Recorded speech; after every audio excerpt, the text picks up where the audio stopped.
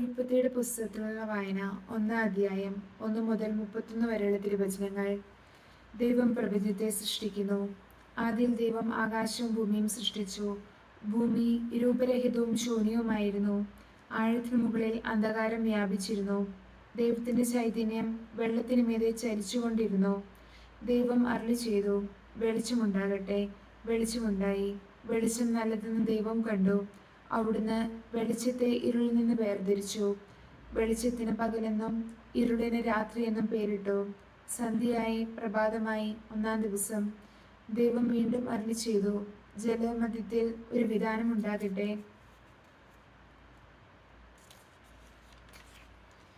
അത് ജലത്തെ രണ്ടായി തിരിക്കട്ടെ.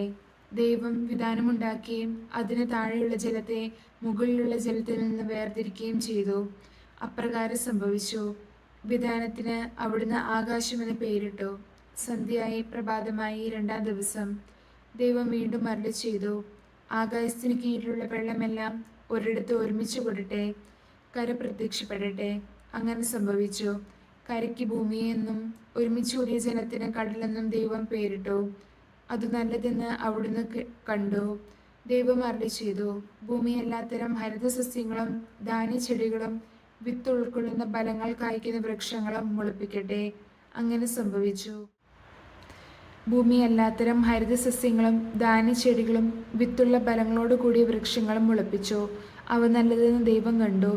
സന്ധ്യയായി പ്രഭാതമായി 3-ാം ദിവസം. ദൈവം വീണ്ടും അരുളിച്ചെയ്തു, രാവും പകലും വേർതിരിക്കാൻ ആകാശവിതാനത്തിൽ പ്രകാശങ്ങൾ ഉണ്ടാകട്ടെ.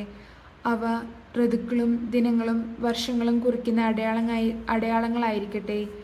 ഭൂമിയിൽ പ്രകാശം ചൊരിയാൻ വേണ്ടി അവ ആകാശവിതാനത്തിൽ ദീപങ്ങളായി നിൽക്കട്ടെ.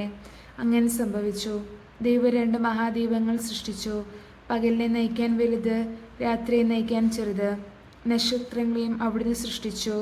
ഭൂമിയിൽ പ്രകാശം ചൊരിയാനും രാവിനെയും പകലിനെയും നിയന്ത്രിക്കാനും വെളിച്ചത്തെ ഇരുളിൽ നിന്ന് വേർതിരിക്കാനും ദൈവം അവയെ ആകാശവിതാനത്തിൽ സ്ഥാപിച്ചു. അത് നല്ലതെന്ന് ദൈവം കണ്ടു. സന്ധ്യയായി പ്രഭാതമായി 4-ാം ദിവസം. ദൈവം വീണ്ടും അരുളിച്ചെയ്തു, വെള്ളം ജീവജാലങ്ങളെ പുറപ്പെടുവിക്കട്ടെ. പക്ഷികൾ ഭൂമിക്ക് മീതെ ആകാശവിതാനത്തിൽ പറക്കട്ടെ. അങ്ങനെ ദൈവം ഭീമകാരങ്ങളായ ജലജന്തുക്കളെയും കടലിൽ പറ്റം ചേർന്ന് ചരിക്കുന്ന സകലവിധ ജീവികളെയും എല്ലാത്തരം പക്ഷികളെയും സൃഷ്ടിച്ചു. അവ നല്ലതെന്ന് അവിടുന്ന് കണ്ടു. ദൈവം അവയെ ഇങ്ങനെ അനുഗ്രഹിച്ചു, സമൃദ്ധമായി പെരുകി കടലിൽ നിറയുവിൻ. പക്ഷികൾ ഭൂമിയിൽ പെരുകട്ടെ. സന്ധ്യയായി പ്രഭാതമായി 5-ാം ദിവസം. ദൈവം വീണ്ടും അരുളിച്ചെയ്തു, ഭൂമി എല്ലാത്തരം ജീവജാലങ്ങളെയും കന്നുകാലികൾ, ഇഴജന്തുക്കൾ, കാട്ടുമൃഗങ്ങൾ എന്നിവയെ പുറപ്പെടുവിക്കട്ടെ. അങ്ങനെ സംഭവിച്ചു. അങ്ങനെ ദൈവം എല്ലാ ഇനം കാട്ടുമൃഗങ്ങളെയും കന്നുകാലികളെയും ഇഴജന്തുക്കളെയും സൃഷ്ടിച്ചു. അവ നല്ലതെന്ന് അവിടുന്ന് കണ്ടു. ദൈവം വീണ്ടും അരുളിച്ചെയ്തു, നമുക്ക് നമ്മുടെ ഛായയിലും സാദൃശ്യത്തിലും മനുഷ്യനെ സൃഷ്ടിക്കാം. അവർക്ക് കടലിലെ മത്സ്യങ്ങളുടെയും ആകാശത്തിലെ പറവകളുടെയും നാൽക്കാലികളുടെയും ഭൂമി മുഴുവൻ്റെയും ഭൂമിയിലെഴിയുന്ന സർവ്വജീവികളുടെയും മേൽ ആധിപത്യം ഉണ്ടായിരിക്കട്ടെ. അങ്ങനെ ദൈവം തൻ്റെ ഛായയിൽ മനുഷ്യനെ സൃഷ്ടിച്ചു. ദൈവത്തിൻ്റെ ഛായയിൽ അവിടുന്ന് അവനെ സൃഷ്ടിച്ചു. സ്ത്രീയും പുരുഷനുമായി അവരെ സൃഷ്ടിച്ചു. ദൈവം അവരെ ഇങ്ങനെ അനുഗ്രഹിച്ചു, സന്താനപുഷ്ടിയുള്ളവരായി പെരുകുവേൻ. ഭൂമിയിൽ നിറഞ്ഞ് അതിനെ കീഴടക്കുവേൻ. കടലിലെ മത്സ്യങ്ങളുടെയും ആകാശത്തിലെ പറവകളുടെയും ഭൂമിയിൽ ചരിക്കുന്ന സകല ജീവികളുടെയും മേൽ നിങ്ങൾക്ക് ആധിപത്യമുണ്ടായിരിക്കട്ടെ.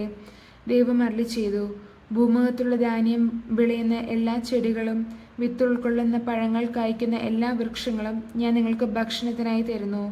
ഭൂമിയിലെ മൃഗങ്ങൾക്കും ആകാശത്തിലെ എല്ലാ പറവകൾക്കും ഇഴജന്തുക്കൾക്കും ജീവശ്വാസമുള്ള സകലത്തിനും ആഹാരമായ ഹരിതസസ്യങ്ങൾ ഞാൻ നൽകിയിരിക്കുന്നു. അങ്ങനെ സംഭവിച്ചു. താൻ സൃഷ്ടിച്ചതെല്ലാം വളരെ നന്നായിരിക്കുന്നുവെന്ന് ദൈവം കണ്ടു. സന്ധ്യയായി പ്രഭാതമായി 6-ാം ദിവസം.